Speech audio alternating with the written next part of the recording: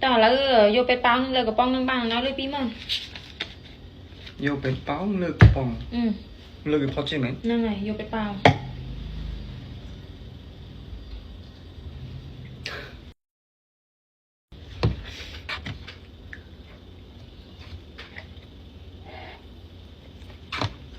đi lươn này này lấy chốc tham ao rẻ hơn tiền món thế là gì tại tham cái bong mũi tiệt chọc vô cái bong vô cái bao là cái bong được pi nâng làm hai mùi tiền lấy bán này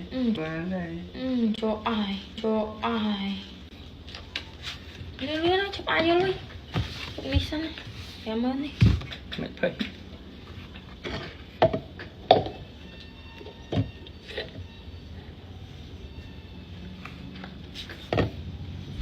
lươn mẹ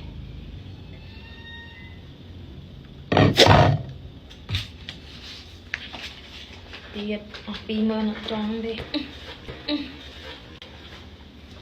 bờ mơn